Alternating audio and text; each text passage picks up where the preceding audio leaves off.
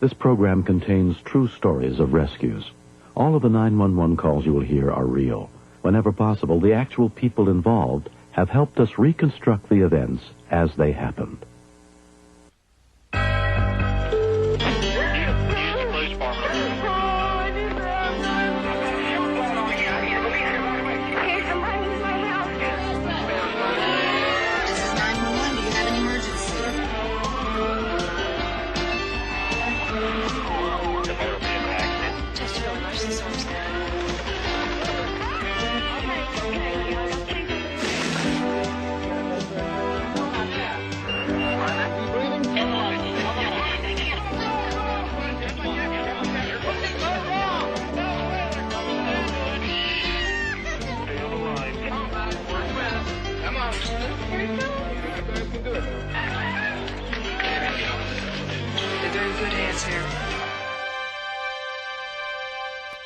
On the morning of July 6, 1992 in St. Augustine, Florida, Lonnie Silvestri was hurrying to get her 10-year-old son Stephen and 3 other children fed and on their way.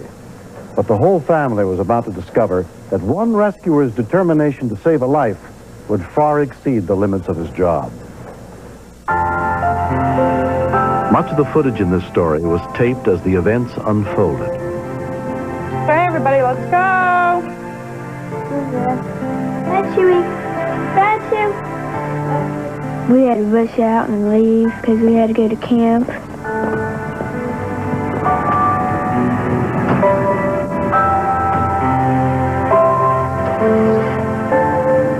I said goodbye, Chew. He's a great dog. We decided to leave him inside the house because we usually do sometimes.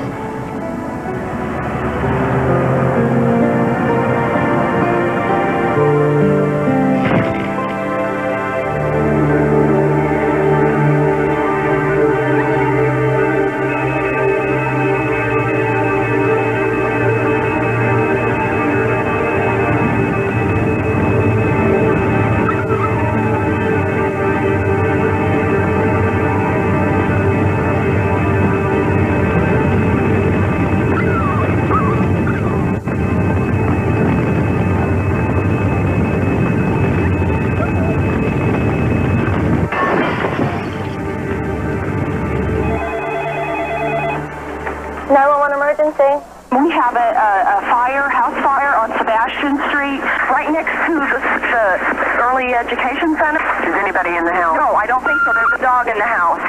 We'll have the fire department come on out, okay? Please hurry. Okay, bye-bye. Station 151 to Sebastian. St. Augustine police officer Patricia Sims was on routine patrol just a few blocks away when the report of the fire came over her radio. There was thick black smoke coming out of the house. I knew that anything that was inside the residence was almost certainly gone.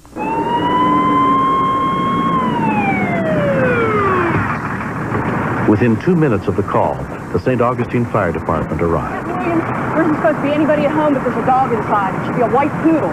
Captain Bubba Williams was in charge of the scene. Flames were in the back kitchen part, so I went to the front and just thought I'd look in and see if there was anything in there.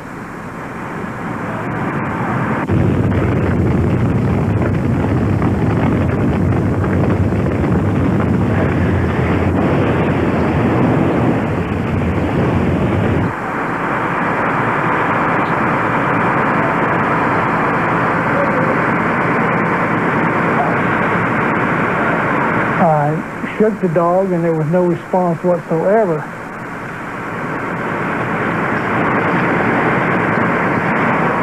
I could feel no breath sound and no heart action.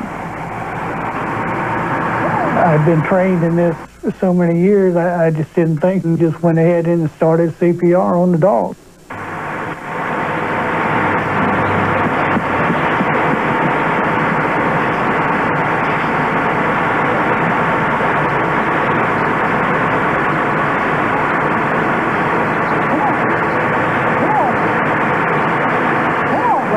There was still nothing, no response whatsoever.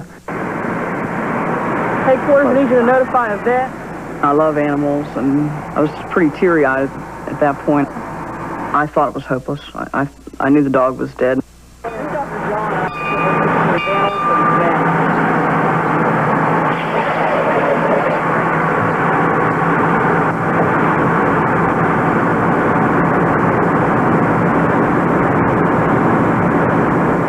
Teacher Lisa Moran and her students watched from the school nearby.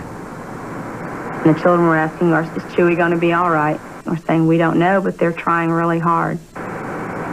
We were just hoping that they would be able to do it.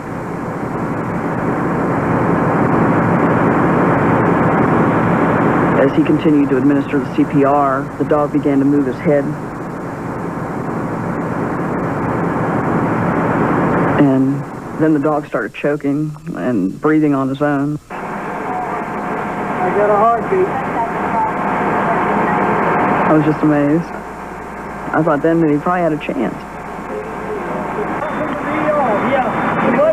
Police called a local veterinarian, Dr. Eric Searcy, who came over to help treat Chewy.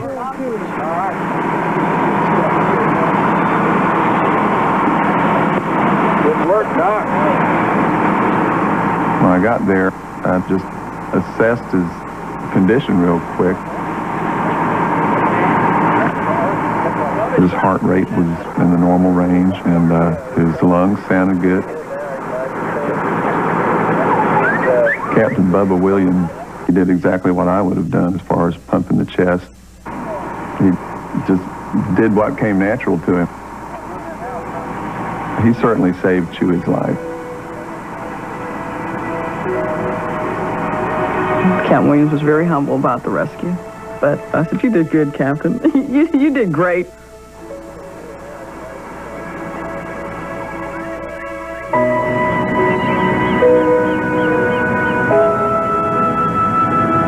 Chewy suffered no permanent injuries, but the Silvestri family's losses totaled nearly $100,000. My family and my friends have given us clothes and things just to get us going again. Their love and their support has meant everything to us. That's what's pulled us through this. Because it's been an extremely difficult time, especially with the kids. We can always get another house. We can always get more clothes. You know, that's trivial. But all that mattered was we were all together. The community has pulled my leg about this. You wouldn't believe some of the things. I can't answer a phone, somebody isn't barking on the other end. They went out of their way to save a dog, and a lot of people wouldn't have done that, but Bubba did. If I could have talked to Captain Williams, I would say, thank you for saving Chewy's life, because I love that dog.